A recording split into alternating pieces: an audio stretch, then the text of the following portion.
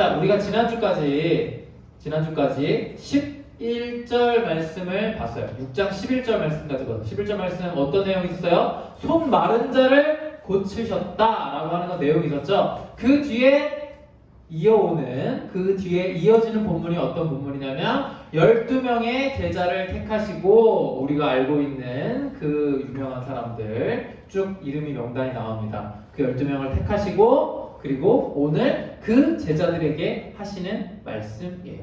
자, 오늘 이 누가복음 말씀은 마태복음 5장의 말씀과 비교가 됩니다. 마태복음 5장 1절에 뭐라고 써 있어요? 예수께서 어디에 올라갔다고? 산에 올라가셨다고 나오잖아요. 그쵸? 산에 올라가 앉으셨다고 나오죠. 그래서 산상수훈인 거예요. 자, 그리고 마태복음 8장 1절에 뭐라고 써 있어요? 그죠? 산에서 내려오셨죠. 그러니까 5장, 6장, 7장에서 하신 말씀은 어디서 하신 말씀이야? 산 위에서 하신 말씀이에요? 산에 내려와서 하신 말씀이에요? 산 위에서 하신 말씀이죠. 그래서 산 위에서 내려주신 교훈이라는 의미로 산상수훈이라고 하는 겁니다. 그래서 우리가 산상수훈하면 어떤 사람에게 뭐가 있다고? 복이 있다고 하죠. 복이. 그쵸? 복이 있다고 해서 거기 보면 8가지 혹은 9가지의 복을 이야기하는데 복이 있다 이게 이어지니까 산상수훈의 내용은 우리에게 복이 있다는 내용이구나. 이걸 8복 혹은 9복이라고 하는데 8복만 떠올리는데 사실은 산상수훈의 내용은 5장, 6장, 7장의 내용을 다 포함하고 거기에는 너희는 빛이다, 너희는 소금이다, 원수를 사랑하라, 너희 친구에게 라가라 멍청이라고 하는 사람마다 다 살인하는 죄를 짓는 것이다, 너희는 이렇게 기도하라, 너희는 이렇게 사람 많은 데서 기도하지 말라, 하늘에 재물을 쌓아둬라, 이렇게 이야기하는 우리에게 가장 되게 굉장히 유명한 우리 믿는 사람들에게도 유명한 말씀이지만 성경을 제대로 모르고 심지어 교회도 다니지 않는 그 사람들에게도 매우 유명한 말씀들이 거기에 담겨있죠. 그리고 그 비슷한 말씀을 하는 게 오늘 이 누가복음 본문이라는 거예요. 누가복음 본문에는 이 말씀을 누구에게 하셨다라고 나오냐면 12명의 제자들에게 하셨다라고 나와요. 그러니까 아무래도 예수님께서 12명을 소집하신 다음에 12명의 제자를 모으신 다음에 1차적으로 제자들에게 먼저 예습 복습을 시키시고 그 다음에 산에 올라가셔서 무리들에게 더 많은 사람들에게 제자를 포함한 더 많은 대중들에게 이 마태복음의 말씀을 하셨다라고 우리는 생각해 볼 수 있겠죠. 물론 마태복음은 마태가 썼고 누가복음은 누가가 썼으니까 두 개의 쓴 사람이 달라. 그래서 기억하는 것도 다르겠죠. 당시에 뭐 녹취록이나 녹음기나 뭐 휴대폰 통화 녹음 기능이 있는 것도 아니었잖아요. 그러니까 서로 기억하는 게 다를 수 있고 전달받은 게 다를 수가 있어서 서로 중요한 내용을 중요하다고 생각하는 내용부터 쓰느라 좀 두 개가 달라 보일 수도 있지만 결국 이건 같은 사람, 곧 예수님 같은 분이 한 말이고 같은 의도와 같은 목적을 가지고 쓰여 있다고 여러분들 아시면 됩니다. 자꾸만 이 마태복음과 누가복음의 두 개의 차이점을 보려고 하면 안 돼요.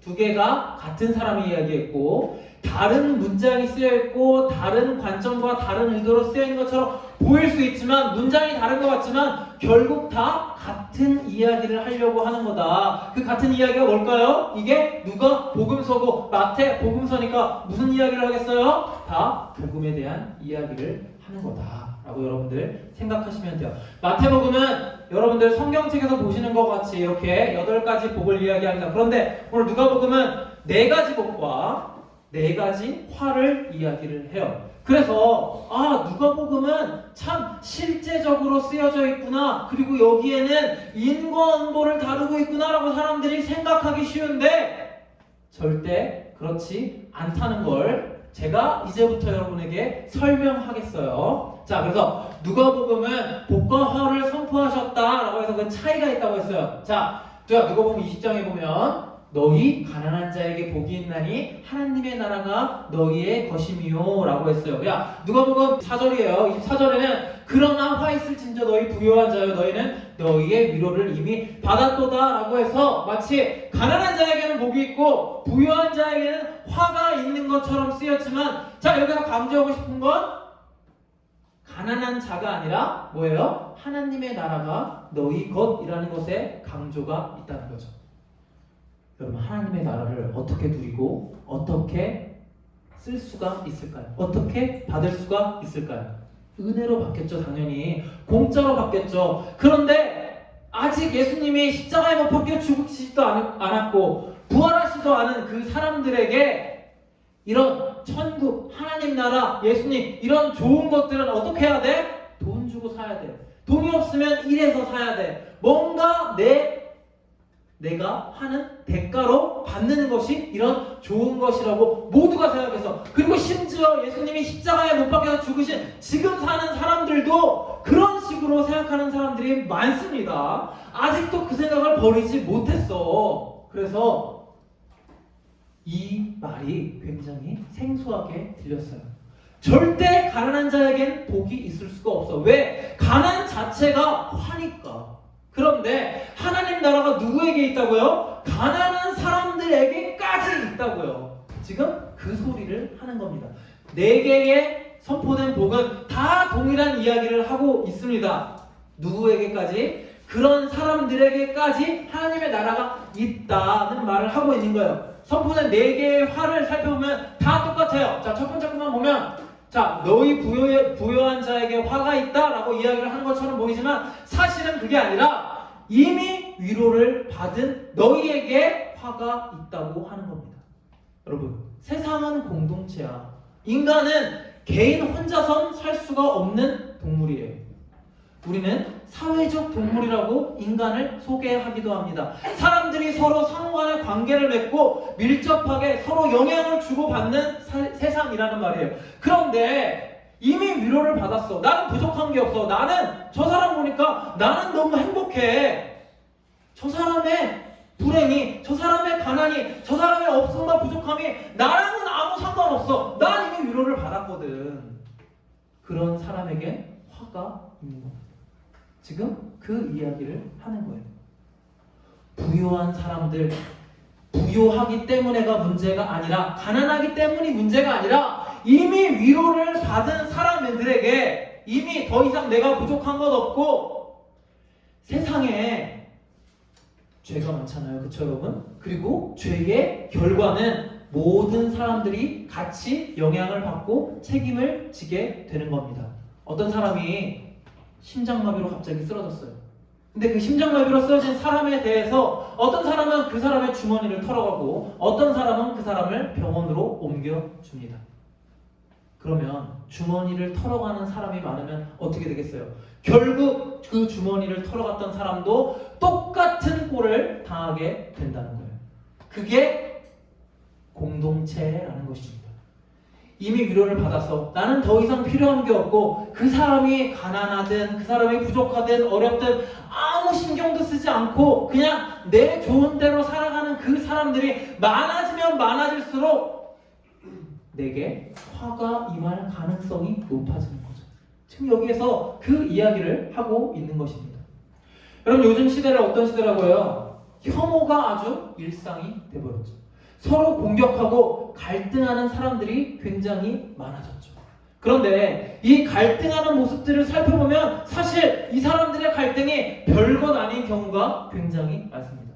얼마 전에 전사님이 유튜브를 봤는데, 유튜브에서 그 지하철역에서, 그 좁은 지하철역에서 두 남자가 막 싸우고 있더라고요. 싸우고 있다가 실수로 한 사람이 선로 밑으로 떨어졌습니다.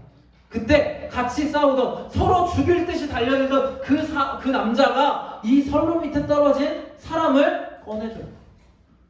그러니까 상황이 어떻게 됐어요? 아, 네가 나를 보여줬으니까 이제부터 더 힘내서 싸워야겠다 라고 해서 둘이 계속 싸웠을까요? 아니죠. 둘이 화해를 하고 갑자기 한 사람이 자기가 지금까지 이 사람과 싸웠던 모든 방식을 잊어버리고 이 사람과 화해하고, 이 사람은 방금까지는 지독한 원수였는데 이제는 내 생명의 은인으로 바뀌어 버린 거죠. 혐오라고 하는 거 실제로 보면 진짜 별것 아닌 것, 진짜 아무것도 아닌 것으로 서로 공격하고 싸우는 경우가 많아요. 물론 그 안에서 굉장히 커다란 가치관의 차이를 느끼는 사람도 분명히 있죠. 그런데 90%는 대부분은 별것도 아닌 걸로 죽일 듯이 싸우고 있는 거예요. 한꺼풀만 넘어가 보면 다 이해할 수 있는 일임에도 불구하고 서로 이해하지 않고 싸우고 있는 거예요.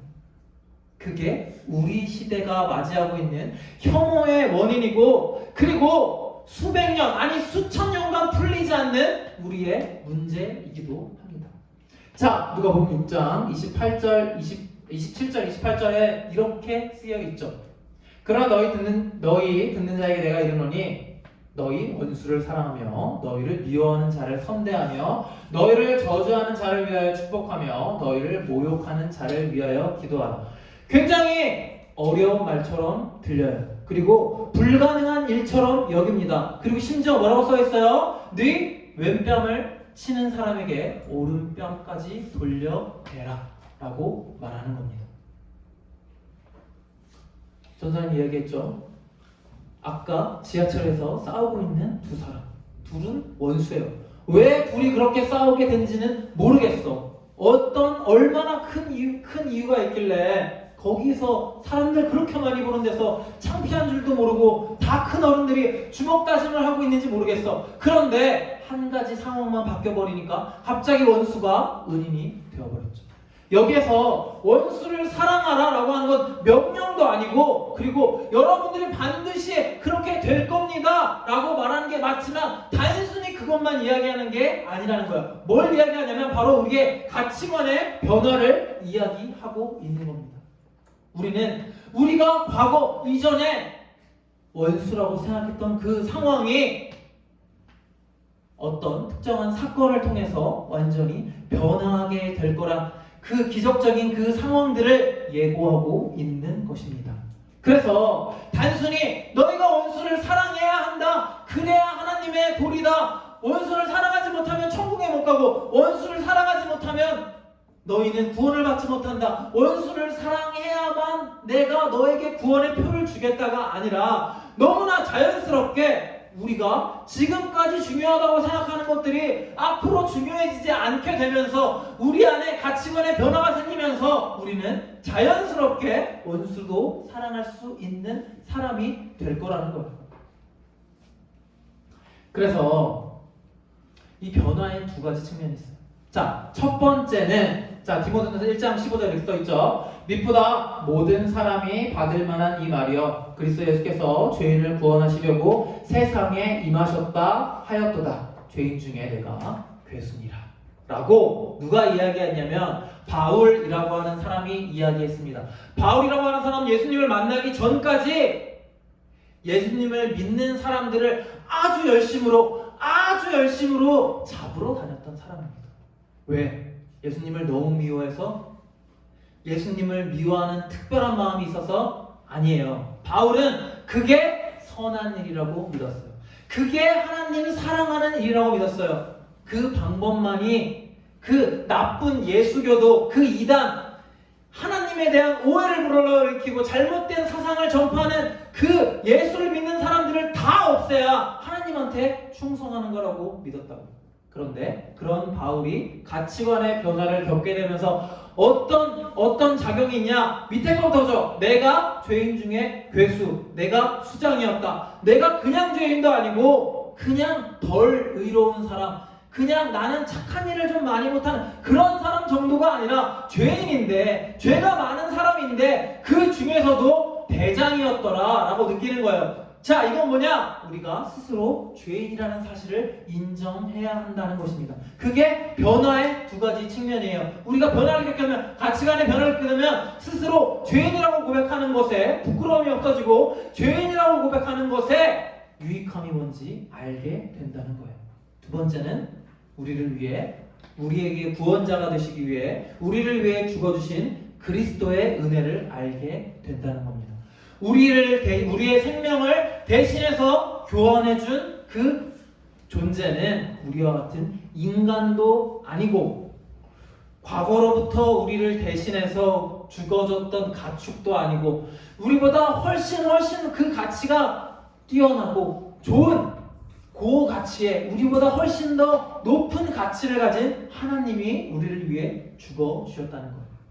이걸 통해서, 이걸 알을 통해서 우리에게 변화가 일어나게 된다. 깊이로는 내가 죄인이요, 위로는 하나님이, 그렇게 존귀하신 하나님이 나를 위해 대신 죽어주셨구나 라는 것을 아는 거예요. 그래도 여러분, 어떻게 원수를 사랑할 수 있어? 어떻게 나에게 학폭을 저지른 그 사람들을 사랑할 수 있겠어? 라고, 어떻게 나를 인격적으로 무시했던 그 사람들을 용서할 수 있겠어? 라고 생각하는 게 여러분 정상입니다. 그래요, 맞아. 그 놀라운 일, 그 말도 안 되는 일, 불가능해 보이는 일이 우리에게 일어나게 될 것입니다.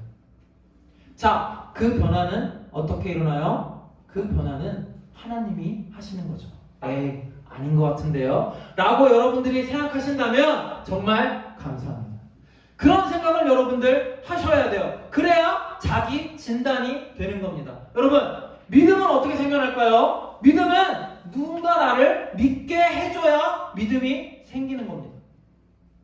믿음은 혼자 생겨나지 않아요. 여러분들이 열심히 헬스를 해서 근육이 생겨나는 것처럼 믿음이 생겨나는 게 아니라 누가 나를 믿게 해줘야 믿죠. 그런데 사람과 사람과의 관계에서 내가 믿음이 생기지 않는다고 하는 것은 상대방이 나에게 믿음을 보여주지 않아서일 가능성이 매우 높습니다. 맨날 약속 어기고 해준다고 해놓고서 안 해주면 내가 어떻게 그 사람을 믿어요? 하지만 하나님과 인간과의 관계에선 다르죠.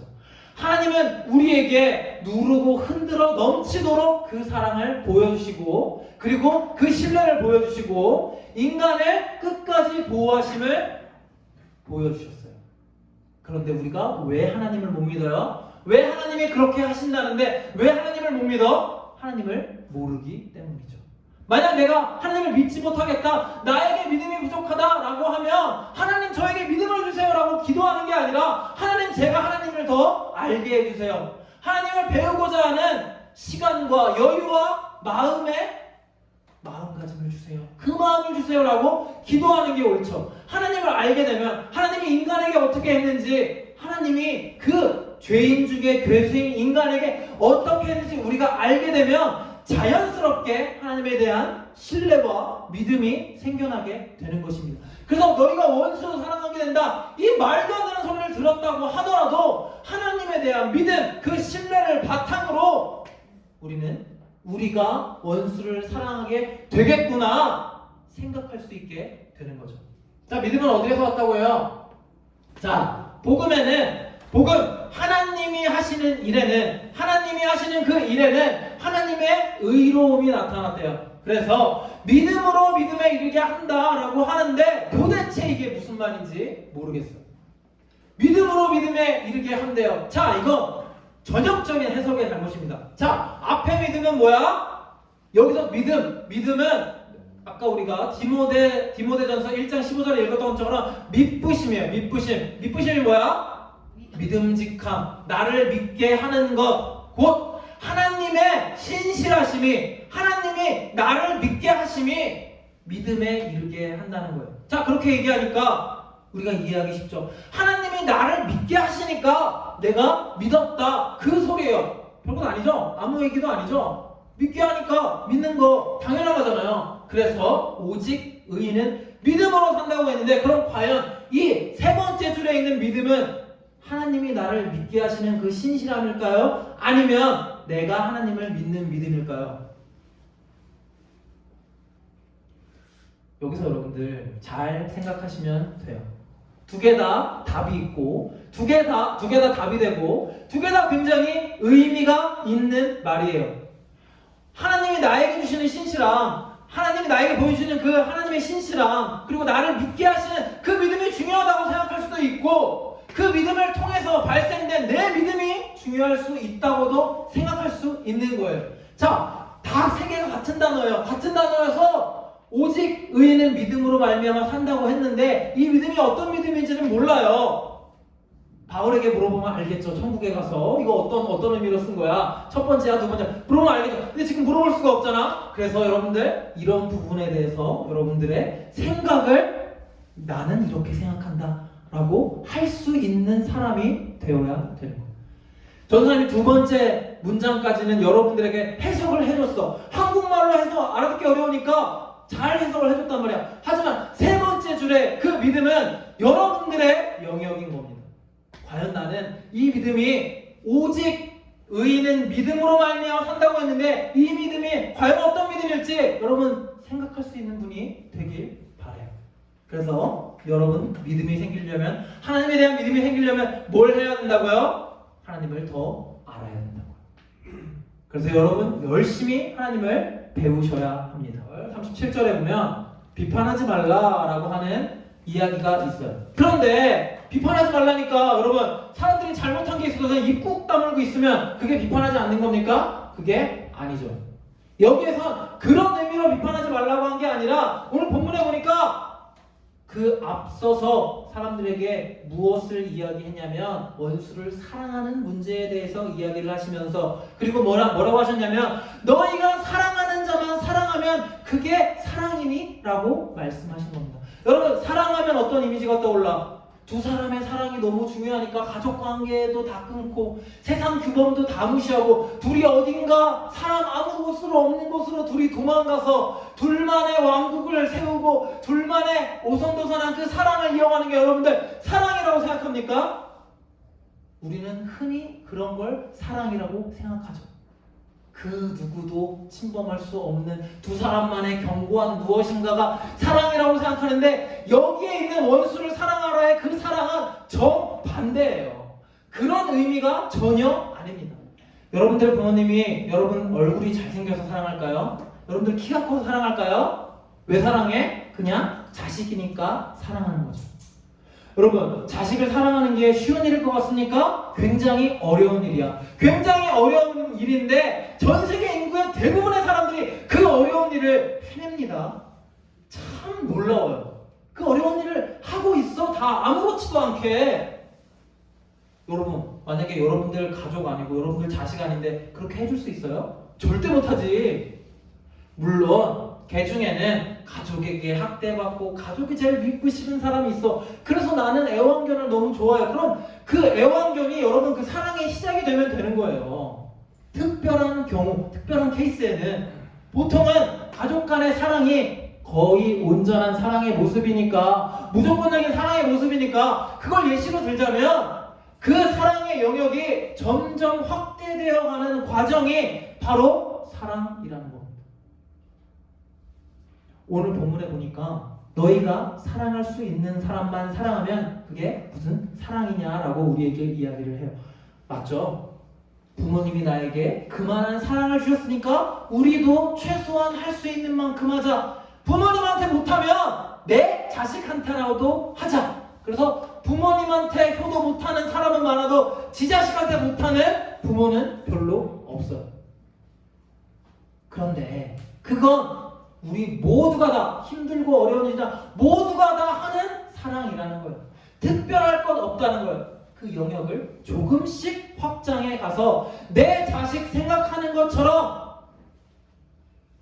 심폐소생술이 필요한 심장마비 걸린 사람도 한 번쯤 생각해 주자는 게 오늘 본문에서 이야기하는 원수를 사랑하는 법입니다. 그 영역을 점차 확대해 나가다 보면 어디까지 이른다고요? 원수에게까지 이른다고요.